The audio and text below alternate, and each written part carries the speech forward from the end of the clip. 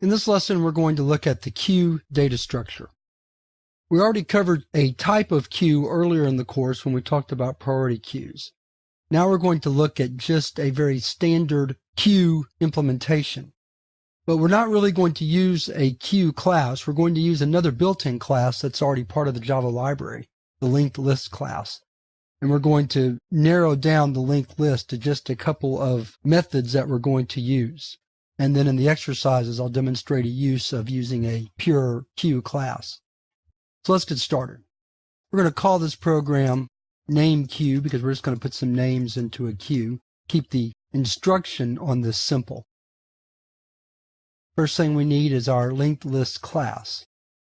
And before we start, let me talk a little bit about what a linked list is. A linked list is just a data structure where each element is linked to the other element. A lot of times we call those elements nodes. And in fact, we're going to look at nodes in the next lesson on binary trees. But a node is simply an object that has room to hold data and pointers, either to an object that follows it or also to an object that precedes it. A singly linked list is a linked list that has pointers to the nodes that follow it. A doubly linked list is a list that has nodes that have both forward pointers and backward pointers, succeeding and preceding pointers, if you want to look at it that way. But we're not going to worry about that. We're going to simply use our linked list to talk about queues. So let's talk for just a minute about queues, although we should already be familiar with them. A queue is a data structure where the data goes in at the back and goes out at the front. Again, we think of a line at a grocery store or the line at a bank as an example of a queue. So what I'm going to do in this lesson is show you the methods that you need to operate a queue or to write a program using a queue. And then in the exercises, we'll look at an example. Here we're just going to simply put names into the queue to demonstrate how they work. So the first thing we have to do is instantiate our queue as a linked list. So we're going to write linked list string names equals new linked list string open close parentheses. As I mentioned earlier, data is always added to a queue at the end. So the method that we use is add last. So add last will put the name in at the end of the queue. So let's add a few more names.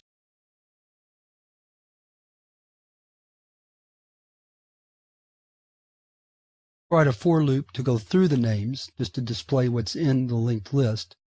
So we'll write our for loop like so, using the standard format we've been using. Here we'll simply print them out one name per line. Let's close out the program, save it, and compile. And then we'll run it. And there are our names. So, adding data to a queue is performed with add last. To remove a name, we use remove first.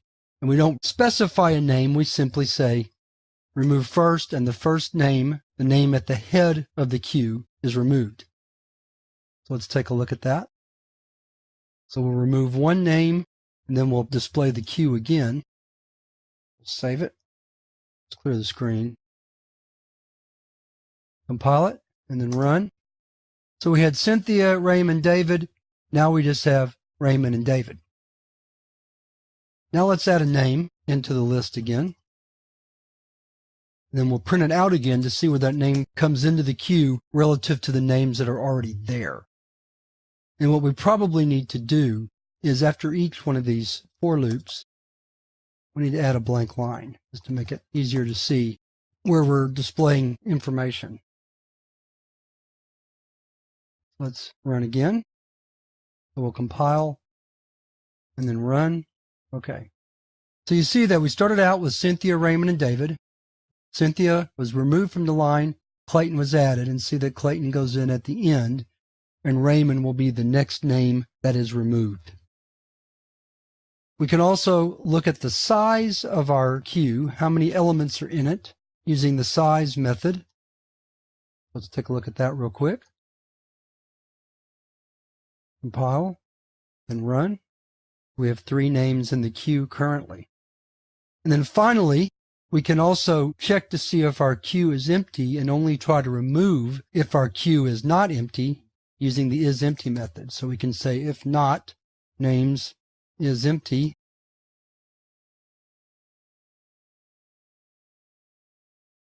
and let's display the size again.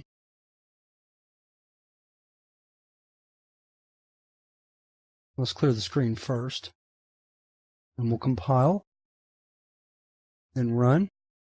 So we used our isEmpty method to make sure that the queue was not empty, and it wasn't, so we removed Raymond from the list, and we can verify that by using our for loop again.